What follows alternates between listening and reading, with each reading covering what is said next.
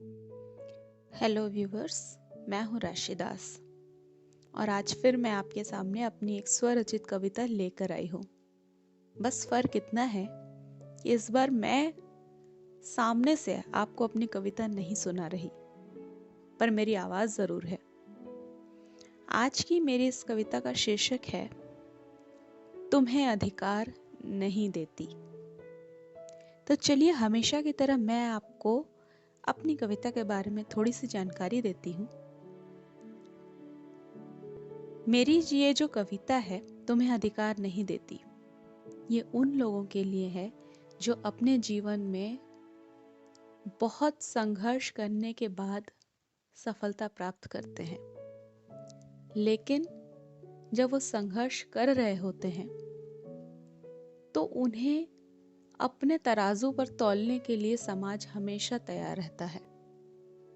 ये देखने के लिए, उंगली उठाने के लिए हमेशा तैयार रहता है कि आप किस तरह समाज में व्यवहार कर रहे हैं, भले ही उसके पीछे कारण कोई भी क्यों ना हो। तो फिर हम समाज को यह अधिकार दे ही क्यों कि वो हम पर उंगली उठाए या अपने तराजू पर हमें तौले, क्योंकि उन्हें तो पता ही नहीं है ना कि हम किस दौर से गुजर रहे हैं और हमारे पीछे की कहानी क्या है। तो चलिए, मैं आपको सुनाना शुरू करती हूँ। अगर आपको पसंद आता है तो लाइक, शेयर और सब्सक्राइब करना मत भूलिएगा।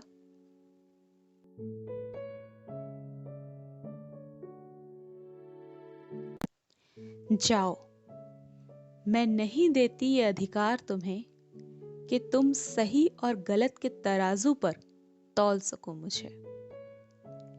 जाओ, मैं नहीं देती ये अधिकार तुम्हें कि तुम सही और गलत के तराजू पर तौल सको मुझे।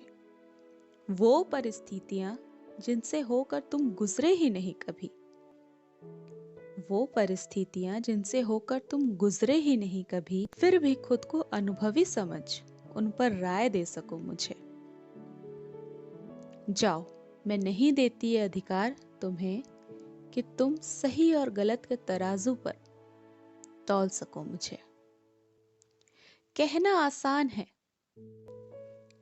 कहना आसान है कि काश तुमने ये किया होता तो शायद ऐसा नहीं होता। कहना आसान है कि काश तुमने ये किया होता तो शायद ऐसा नहीं होता। मैं मानती हर बात तुम्हारी, अगर तुम्हें भी इन्हीं मुश्किलों का अनुभव होता। पर अफसोस, पर अफसोस तुम तो इस फिराक में हो कि किस तरह गलत साबित कर सको मुझे। इसलिए जाओ, मैं नहीं देती अधिकार तुम्हें कि तुम सही और गलत के तराजू पर तौल सको मुझे। किसी का हमदर्द बनना आसान नहीं, किसी का हमदर्द बनना आसान नहीं। अपने शब्दों के बाण ताक पर रखने ही पड़ते हैं किसी के जख्मों पर मरहम लगाने के लिए। किसी का हमदर्द बनना आसान नहीं, अपने शब्दों के बाण ताक पर रखने ही पड़ते हैं किसी के जख्मों पर मरहम लगाने के लिए। दायरे अपनी सोच के बढ़ाने ही पड़ते हैं किसी और के पहलू को समझने के लिए। पर तुम तो अपने व्यंग्यात्मक बाण हाथ में लिए बैठे हो कि कब उनसे आहत कर सको मुझे।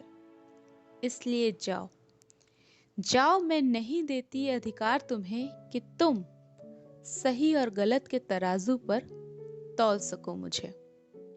वो परिस्थितियां जिनसे होकर तुम गुजरे ही नहीं कभी, फिर भी खुद को अनुभवी समझ उन पर राय दे सको मुझे। धन्यवाद।